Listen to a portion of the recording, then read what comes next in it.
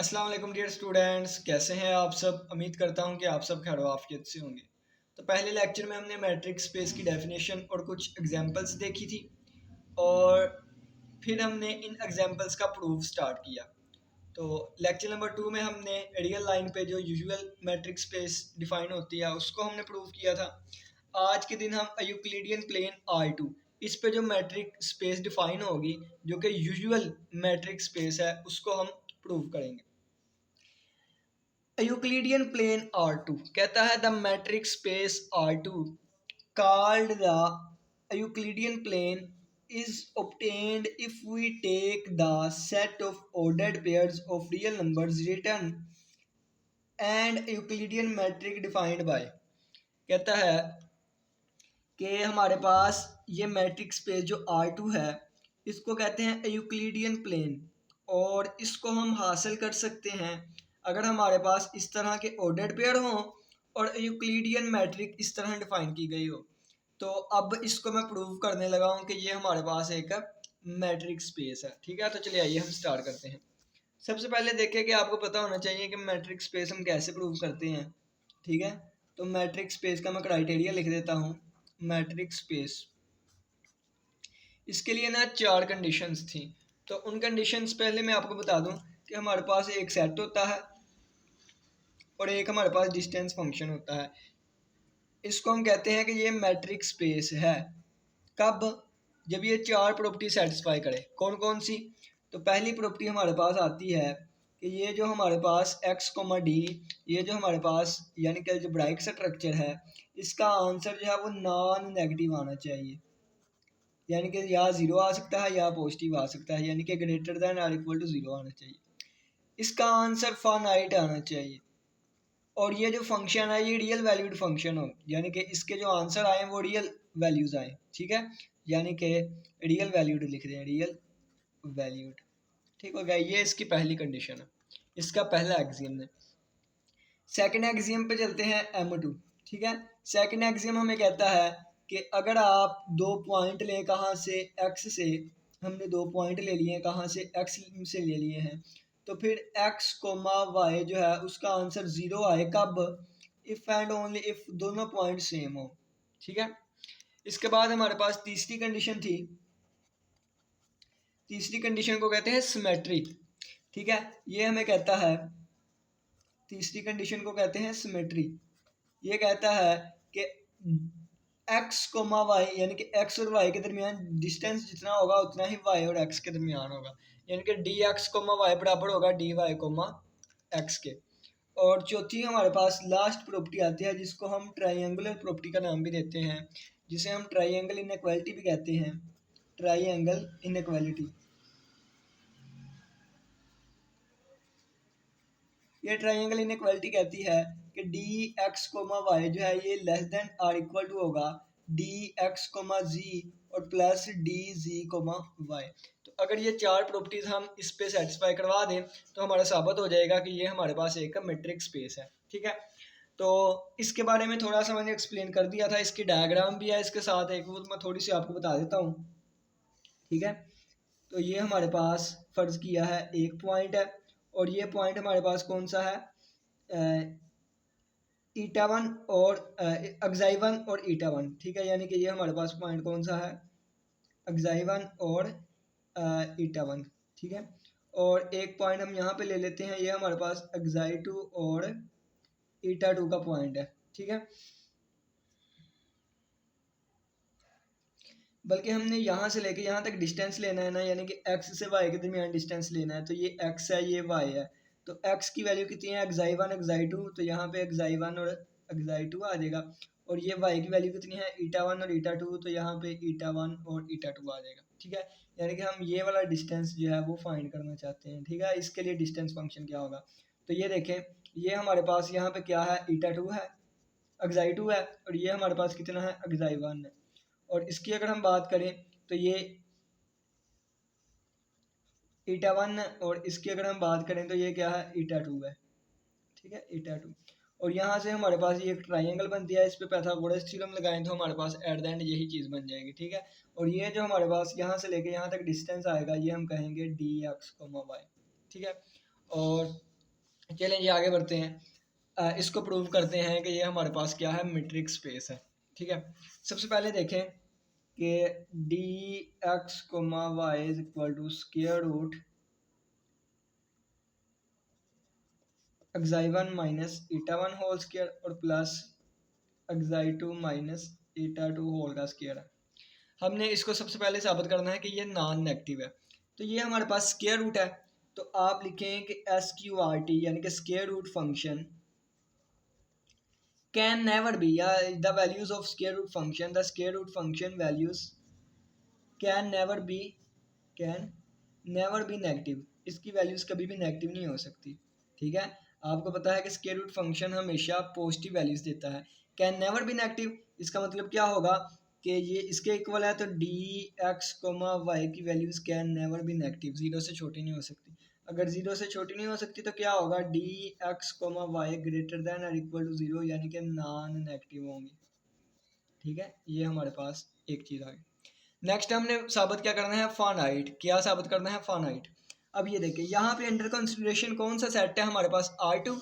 तो यहाँ पे अंडर कंसिडरेशन R2 सेट है और हम साबित करना चाहते हैं कि इसके साथ D फंक्शन है और ये मैट्रिक्स स्पेस है, हमने इसको साबित करना है। ठीक है, इस वाली चीज़ को साबित करना है।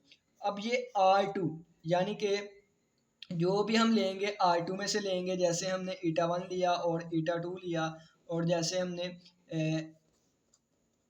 ये ईटा वन और ईटा टू लिया, ये एक्साई वन और एक्साई टू लिया, तो ये ईटा वन ईटा टू, ये eta one eta two xi one xi two कहाँ से बिलोंग करेंगे, सारे आर से बिलोंग करेंगे। ठीक है, तो ये हमारे पास eta one xi one xi two और ईटा वन और ईटा टू कहाँ से बिलोंग करेंगे, सारे R2 से बिलोंग करेंगे, आर से बिलोंग करेंगे। ठीक है, ये भी रियल नंबर, ये भी रियल नंबर, ये भी रियल नंबर, ये भी रियल नंबर, और ये जो ऑर्डर पेयर है इसका एलिमेंट, ये जो ऑर्डर पेयर है इसका एलिमेंट। ठीक है, ये सारे लहदा लहदा जो है ना, xi one xi two eta one eta two, ये आर से बिलोंग करेंगे। तो आर यानी कि माइनस इन्फिनिटी से प्लस इन्फिनिटी। तो अब ये देखें कि माइनस इन्फिनिटी और प्लस इन्फिनिटी के साथ ओपन इंटरवल है। क्या है, ओपन इंटरवल। तो यानी कि ना तो ये यहाँ पे माइनस इन्फिनिटी शामिल है, ना तो इन्फिनिटी शामिल है। तो हम यहाँ से इन नंबर्स की जो वैल्यू आएगी ना, वो रियल नंबर से आएगी और फाइनाइट आएगी, क्योंकि इन्फिनिट तो माइनस इन्फिनिटी और प्लस इन्फिनिटी है, वो तो यहाँ शामिल ही नहीं है, वो तो हम उठा ही नहीं सकते, ले ही नहीं सकते। तो कौन सी चीज़ ले सकते हैं, यानी कि हम लिखेंगे कि ये वाली चीज़, ये वाली चीज़ और ये ईटा वन और ईटा टू जो है, ये क्या होंगे, फाइनाइट होंगे, फाइनाइट होंगे। देन हमारे पास एक फाइनाइट नंबर में से दूसरा फाइनाइट नंबर माइनस करें, फाइनाइट आंसर आएगा। उसका स्क्वायर लें, फाइनाइट आएगा। इसका आंसर भी finite, finite plus finite, finite आएगा। उसका स्क्वायर रूट लेंगे तो आंसर वो भी एक फाइनाइट नंबर ही आएगा, यानी कि इन्फिनिटी नहीं बन जाएगा, वो फाइनाइट ही आएगा। हैंस हमारा साबित हो जाएगा क्या, कि डी एक्स कोमा वाई, इसका आंसर क्या आएगा, फाइनाइट आएगा। ठीक है, इसका आंसर क्या आएगा, फाइनाइट आएगा। अब नेक्स्ट चलते हैं हम, फाइनाइट भी हमारा साबित हो गया और ये नॉन नेगेटिव भी साबित हो गया। अब इसको रियल वैल्यूड साबित करना है, तो ये भी रियल है, ये भी रियल है, ये भी रियल है, ये भी रियल है, यानी कि ये कहाँ से बिलोंग करते हैं, रियल नंबर से। अब इसके आगे लिखे, हैंस हमारे पास square root of xi one minus eta one whole square plus xi two और minus eta two whole square, ये भी कहाँ से बिलोंग करेंगे, इसका आंसर भी आर से ही बिलोंग करेगा, रियल नंबर से ही। तो हमारे पास साबित हो गया कि डी एक्स कोमा वाई का आंसर कहाँ से आ रहा है, रियल नंबर से, यानी कि रियल वैल्यूड बन जाएगा ये भी। ठीक है, तो ये हमारे पास पहली कंडीशन जो है ये कम्प्लीटली तौर पर सेटिस्फाई हो गई। ठीक है, तो ये कौन सी थी, M1 थी, M1 वाली कंडीशन थी। अब हम चलते हैं M2 वाली कंडीशन पे। ठीक है, M2 ये वाली चीज़ जीरो के इक्वल होगी if and only if x equal to y पे है। ठीक है, तो M2 वाली कंडीशन, यानी कि हमने साबित करना है कि डी एक्स कोमा वाई का आंसर जीरो आता है if and only if x बराबर वाई के है। ठीक है, अब यहाँ से ये चीज़ प्रूव करनी है, यहाँ से ये, तो यहाँ पे पहले प्रूव कर लेते हैं। इसकी वैल्यू क्या है, हमें दी गई है क्या, कि eta xi one minus eta one whole square और plus xi two minus eta two whole के स्क्वायर किसके इक्वल है, जीरो के। दोनों तरफ मैंने स्क्वायर ले लिया तो बन गया xi one minus eta one whole square और plus xi two minus eta two whole square और इक्वल टू जीरो। अब यहाँ पे ना एक्स बराबर वाई की ये हमने साबित करना है। ठीक है, अब ये देखें, अब दो चीज़ें जब उनका स्क्वायर लहदा लहदा हो और ऐड हो रही हो तो आंसर जीरो आता हो। देखें इसका स्क्वायर है तो इसका मतलब ये भी एक पॉजिटिव वैल्यू है, और प्लस इसका स्क्वायर है, ये भी एक पॉजिटिव वैल्यू है। ठीक है, तो दो पॉजिटिव वैल्यूज को, यानी कि पॉजिटिव वैल्यू मतलब ये है कि ये नॉन नेगेटिव है, किसी चीज़ का स्क्वायर हो ना तो उसका मतलब होता है नॉन नेगेटिव, पॉजिटिव नहीं कह सकते उसे, क्योंकि इसका आंसर जीरो भी तो आ सकता है अगर ये दोनों बराबर हो गए। ठीक है, तो ये नॉन नेगेटिव है, ये भी नॉन नेगेटिव है, ये भी नॉन नेगेटिव है। क्यों? क्योंकि इसके ऊपर स्क्वायर आ रहा है, तो स्क्वायर अगर नेगेटिव वैल्यू भी होगा तो पॉजिटिव कर देगा, अगर जीरो है तो जीरो ही रहेगा। ठीक है, तो ये हमारे पास क्या है, नॉन नेगेटिव आंसर आएगा, इसका आंसर भी क्या आएगा, नॉन नेगेटिव। तो दो नॉन नेगेटिव को अगर हम ऐड करें तो आंसर कभी जीरो आ ही नहीं सकता, यानी कि ये भी नेगेटिव नहीं है, ये भी नेगेटिव नहीं है, उनको ऐड करते हैं जीरो आ जाता है। बल्कि जीरो तो आंसर तब आता है ना जब दो चीज़ें आपस में कट जाएं, बराबर की चीज़ें हो, जैसे 5 - 5 करें तो कट जाए तो फिर जीरो आता है, लेकिन दोनों हो ही नहीं सकता कि दोनों नॉन नेगेटिव हो और आंसर जीरो है, इसका मतलब ये भी जीरो रहा होगा, ये भी जीरो, तो फिर आंसर जीरो आता है। तो इसका मतलब है कि एक्साई 1 माइनस ईटा 1 होल का स्क्वायर, ये भी इसका भी आंसर जीरो रहा होगा, और एक्साई 2 माइनस ईटा 2 इसका होल स्क्वायर, इसका आंसर भी जीरो रहा होगा। इस वजह से आंसर इनको ऐड करने से जीरो आ रहा है। तो यहाँ से दोनों तरफ मैं स्क्वायर रूट लूँगा तो ये बन जाएगा एक्साई 1 माइनस ईटा 1 और इज इक्वल टू जीरो, और ये उधर जाकर प्लस का हो गया तो बन गया एक्साई 1 इज इक्वल टू ईटा 1। ठीक है, और इसी तरह यहाँ से हमारे पास वैल्यू निकल आएगी एक्साई 2 इज इक्वल टू ईटा 2। ठीक है, अब ये देखिए एक्स की वैल्यू हमारे पास किसके इक्वल थी, एक्स की वैल्यू थी एक्साई 1 और एक्साई 2, और एक्साई 1 किसके इक्वल आया है, एक्साई 1 ईटा 1 के इक्वल आ गया है, तो इसकी जगह पर मैं लिख दूंगा ईटा 1, और ये एक्साई 2 किसके इक्वल आ गया है, ईटा 2 के इक्वल आ गया है, इसकी जगह मैं लिख दूंगा ईटा 2। ये किसके इक्वल था, वाई के इक्वल था, यानी कि एक्स किसके बराबर आ गया, वाई के, तो एक्स बराबर आ गया वाई के, हमारा ये साबित हो गया। ठीक है, अब हम यहाँ से, ठीक है, अब ये हमने यहाँ से हमने खेल शुरू किया और यहाँ पे आ ख़त्म हुआ, अब हम यहाँ से चलेंगे और ये वाली चीज़ प्रूव करेंगे, यानी कि अब कन्वर्स इसका एक्स बराबर है वाई के, यानी कि एक्साई 1 और एक्साई 2 जो है वो बराबर होगा ईटा 1 और ईटा 2 के, यानी कि एक्स की और वाई की वैल्यू मैंने पुट कर दी। अब ये इसके इक्वल, ये इसके equal by using order pair property, कि पहला पहले के इक्वल दूसरा दूसरे के इक्वल बाय कंपोनेंट वाइज। तो ये एक्साई 1 इक्वल आ गया ईटा 1 के, और ये एक्साई 2 इक्वल आ गया ईटा 2 के। अब ये इधर आगे माइनस का हो गया, xi 1 minus eta 1 equal to zero, यहाँ से क्या हो गया, xi 2 minus eta 2 equal to zero, दोनों तरफ स्केयर ले लिया, इसका भी स्केयर इसका भी स्केयर। अब ये भी जीरो के इक्वल है, ये भी जीरो के इक्वल है, तो जब दोनों को ऐड करूंगा तो वो भी जीरो के ही इक्वल होगा। ठीक है, दोनों को जब ऐड कर दिया तो वो भी हमारे पास जीरो के ही इक्वल होगा। तो ये xi 2 minus eta 2 whole square is equal to zero, मैंने दोनों तरफ स्केयर रूट ले लिया, यहाँ भी स्केयर रूट इसका जीरो का स्केयर रूट जीरो ही रहेगा। ये चीज़ क्या बन गई, डी एक्स कोमा वाई बन गया इक्वल टू आ गया जीरो के, तो ये हमारा कन्वर्स प्रूव हो गया कि जब एक्स इक्वल टू वाई था तो ये वाली चीज़ D x comma Y equal to आ गया किसके, जीरो के इक्वल आ गया। ठीक हो गया, तो ये हमारे पास सेकंड प्रॉपर्टी भी दोनों सेटिस्फाई हो गए। ठीक है, अब हम चलते हैं थर्ड प्रॉपर्टी पे। थर्ड प्रॉपर्टी क्या है, सिमेट्री, यानी कि डी एक्स कोमा वाई बराबर है डी वाई कोमा एक्स के। ठीक है, तो चलिए जी थर्ड प्रॉपर्टी पे चलते हैं, M3 D x comma Y बराबर है डी वाई कोमा एक्स के, ये वाली चीज़ हमने साबित करनी है। ठीक है, देखें जी कि डी एक्स कोमा वाई बराबर हमने साबित करना है डी वाई कोमा एक्स के। पहले आप देख लें डी एक्स कोमा वाई किसके इक्वल है, तो ये हमारे पास आ जाएगा ईटा एक्साई 1 माइनस ईटा 1 होल स्क्वायर और plus xi 2 minus eta 2 whole square. ठीक है, और अगर मैंने वाई और एक्स करना हो तो पहले वाई का एलिमेंट आएगा, तो वाई का एलिमेंट ईटा 1 था, ईटा 1 माइनस एक्साई 1 होल स्क्वायर आ जाएगा, और प्लस एक्साई 2 माइनस यहाँ पे यानी कि ईटा 2 माइनस एक्साई 2 आ जाएगा इसका स्क्वायर। ठीक है, ये वाली चीज़ हमारे पास बन गई, यानी कि ये इसकी वैल्यू भी मैंने लिख ली, इसकी वैल्यू भी लिख ली। अब मैं ना इस वाली चीज़ को लेकर चलता हूँ, d x comma Y is equal to किसके इक्वल है, xi 1 minus eta 1 whole square और plus xi 2 minus eta 2 whole square. अब यहाँ से मैं नेगेटिव साइन कॉमन ले लेता हूँ, तो क्या बनेगा, ईटा 1 माइनस एक्साई 1 होल स्क्वायर, और ये माइनस साइन मैंने अंदर से कॉमन लिया, और प्लस यहाँ में माइनस साइन अंदर से कॉमन ले लेता हूँ, तो ये बन जाएगा ईटा 2 माइनस एक्साई 2 होल स्क्वायर, और इसके ऊपर क्या है, स्क्वायर रूट है। अब ये स्क्वायर जो है इसको प्लस कर देगा तो क्या बन जाएगा, ईटा 1 माइनस एक्साई 1 होल स्क्वायर, और प्लस ये नेगेटिव साइन पॉजिटिव हो जाएगा तो क्या बन जाएगा, ईटा 2 माइनस एक्साई 2 होल का स्क्वायर, और इसके ऊपर स्क्वायर रूट। ठीक हो गया, और अगर आप देखें तो ये किसकी वैल्यू बन गई है, तो हमारे पास ये डी वाई कोमा एक्स की ही वैल्यू बन गई है। तो ये हमारे पास इक्वल आ गया डी वाई कोमा एक्स की, तो किसके, यानी कि D x comma Y equal आ गया डी वाई कोमा एक्स के, हैंस प्रूव्ड, यानी कि ये वाली प्रॉपर्टी हमारे पास प्रूव हो गई। ठीक हो गया। अब हम चलते हैं लास्ट वाली प्रॉपर्टी पे। तो लास्ट वाली प्रॉपर्टी M4, ठीक है,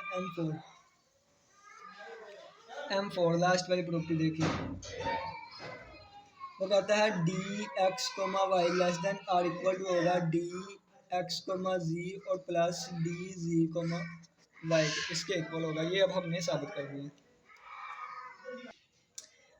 इस वाली प्रॉपर्टी को ना सेटिस्फाई करवाने से पहले ना आप एक कंसेप्ट समझ लें।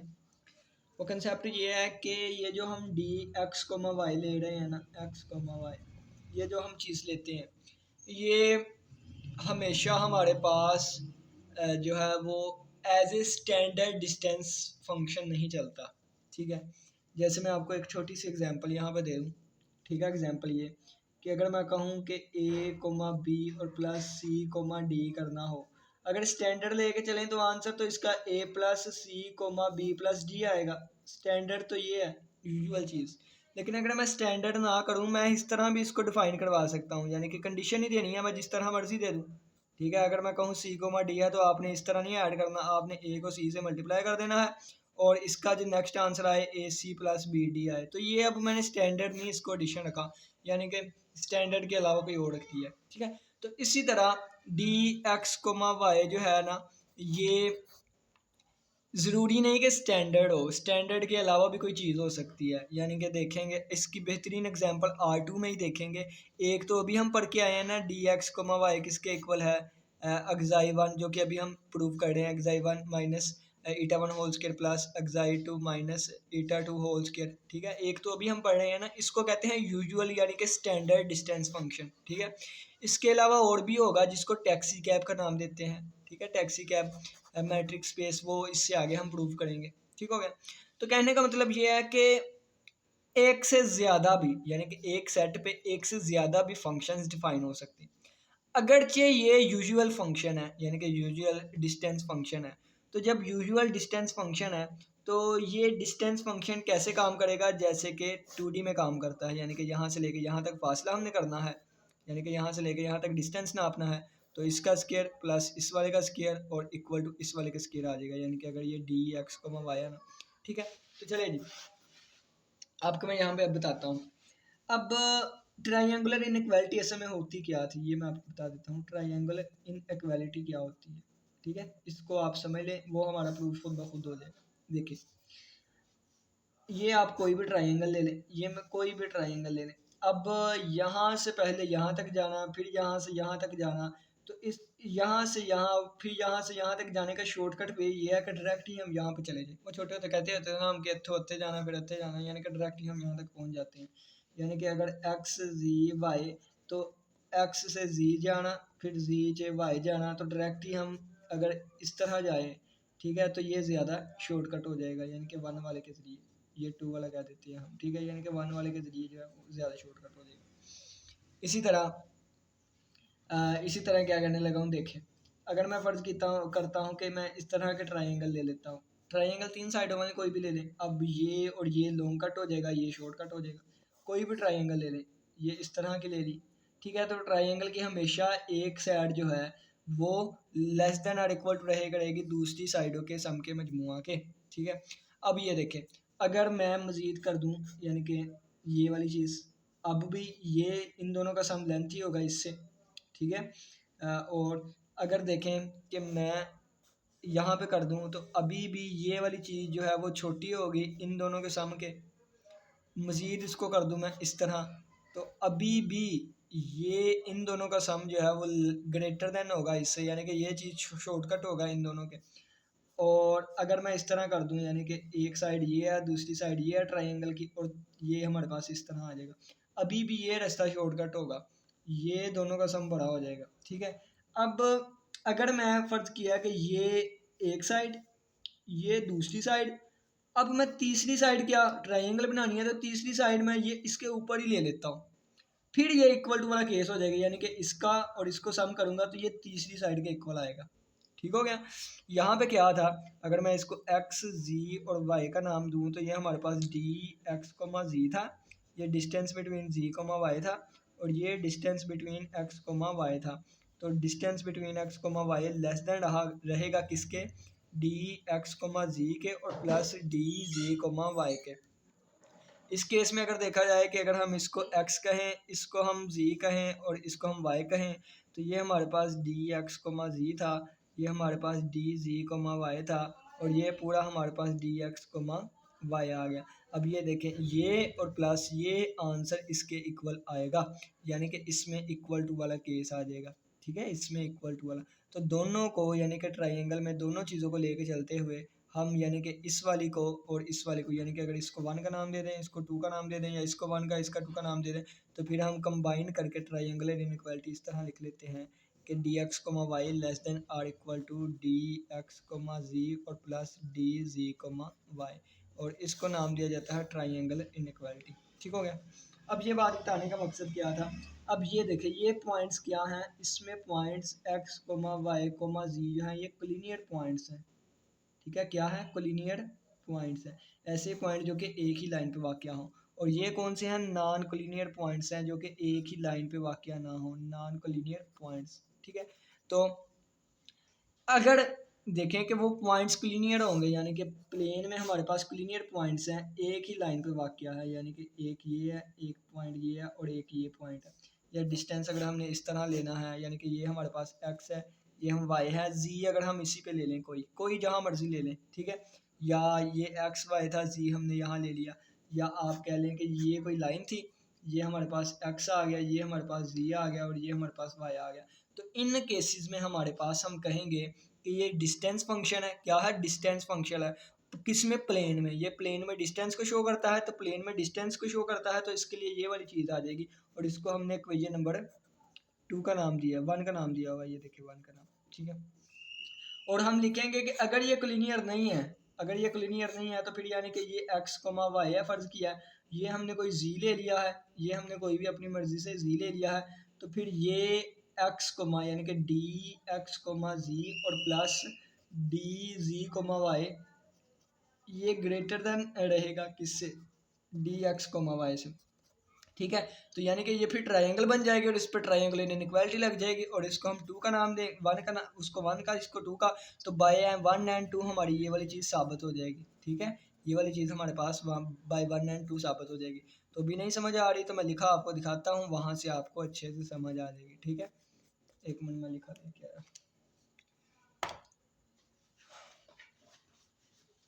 लिखी हुई चीज़ ना मैं लेके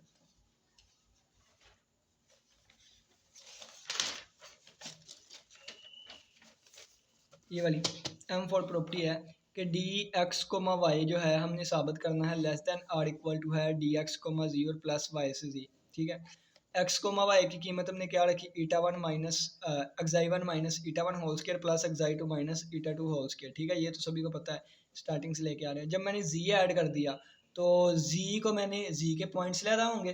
ठीक है, यानी कि ये देखिए अगर जी है तो इसके पॉइंट लेदा, इसके एक्साई 1 एक्साई 2, इसके ईटा 1 ईटा 2, इसके बीटा 1 बीटा 2 मैंने अपनी मर्जी से दे दी है। ठीक है, इसके एक्साई 1 एक्साई 2, इसके ईटा 1 ईटा 2, इसके अपनी मर्जी से मैंने दे दिया बीटा 1 बीटा 2। अगर y की जगह पे आया है तो y का एलिमेंट ये था तो इसकी जगह बीटा 1, और y की जगह पे आया है y का एलिमेंट ईटा 2 था, यहाँ पे बीटा 2 आ गया। और यहाँ पे अगर x की जगह पे आया x का एलिमेंट ये था तो यहाँ पे z का एलिमेंट आ गया, और x की जगह पे आया x का एलिमेंट ये था तो यहाँ पे ये आ गया।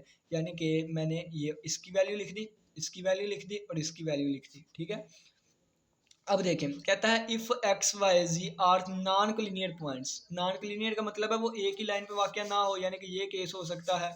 ठीक है, ये वाला केस एक ही लाइन पे वाक़या ना हो, then they form the vertices of a triangle, वो फिर ट्राइंगल के वो पॉइंट्स होंगे, and the length of one side of the triangle, तो फिर ट्राइंगल की एक साइड जो होती है वो लेस देन और इक्वल टू होती है बाकी दो साइडों के सम के। ठीक है, ये एक्सियम है हमारे पास, ये ट्राइंगल इनइक्वालिटी से ही कहते हैं। ठीक है, कहता है कि अगर नॉन कोलिनियर पॉइंट है तो वो एक ट्राइंगल बनाएंगे, और अगर एक ट्राइंगल बनाएंगे तो ट्राइंगल कोई भी ले लें तो फिर उसमें ये वाली प्रॉपर्टी होल्ड करती है कि उसकी एक साइड जो है वो लेस देन और इक्वल टू होती है बाकी दो साइडों के सम से। कहता है therefore d x comma y being the length of d x comma y हमारे पास एक लेंथ है, ठीक है, डी एक्स कोमा वाई हमारे पास एक ट्राइंगल की लेंथ होगी, ये देखें ना, ये वाला d x comma y length ही है ना ट्राइंगल की, तो फिर ये लेस देन और इक्वल टू होगी इन दोनों के सम के, तो इसको हमने इक्वेशन नंबर 1 का नाम दे दिया। और कहता है अगर पॉइंट्स कोलिनियर होंगे फिर इक्वल टू हो जाएगा, इक्वल टू वाला केस कहता है 1/1 एंड 2, ये हमारे पास साबित हो गया। This show that d is a metric on R, कैसे R2 कैसे, पहली प्रॉपर्टी भी सेटिस्फाई होगी, दूसरी भी, तीसरी भी, चौथी भी, and is called the usual metric, इसको यूजुअल मैट्रिक और यूक्लिडियन मैट्रिक ऑन R2 कहते हैं। When no metric is mentioned on R2, जब कभी R2 पे कोई भी मैट्रिक डिफाइन बताई ना गई हुई, बस वो कहते हैं कि R2 इज अ मैट्रिक, तो हमें सब समझ आ जाएगी क्या कि इस पे ये वाली मैट्रिक डिफाइन है, क्यों, क्योंकि इसको यूजुअल या Euclidean matric space on R2 कहते हैं। When no metric is mention, जब कोई भी मैट्रिक मेंशन नहीं की होगी R2 पर, it is assume that it carries the Euclidean metric, तो हम कहेंगे कि ये हमारे पास कौन सी है, यूक्लिडियन मैट्रिक है। उम्मीद करता हूँ कि समझ आई होगी। बाकी क्वेश्चन किस तरह लिखना है वो मैं आपको बता देता हूँ। देखिए schedule function having range always non negative, hence ये हमारे पास ग्रेटर दैन इक्वल टू 0 आ गया, ग्रेटर दैन इक्वल टू 0 आ गया, ठीक है। ये वाली सारी चीज़ मैंने एक्सप्लेन आपको कर दिया। ये दूसरी प्रॉपर्टी देख लीजिए, इसको कैसे हमने लिखना है पेपर में, ठीक है। और ये वाली चीज़ इस तरह इफ़ एंड ओनली इफ वाले केसेस, और इसके बाद ये हमारे पास तीसरी प्रॉपर्टी थी। उम्मीद करता हूँ आज के लेक्चर की समझ आई होगी। किसी बच्चे का कोई भी क्वेश्चन हो तो लाजमी पूछिएगा। इसी के साथ इजाज़त है, अपना बहुत सा ख्याल रखिएगा। अल्लाह हाफिज़, अल्लाह निगहबान।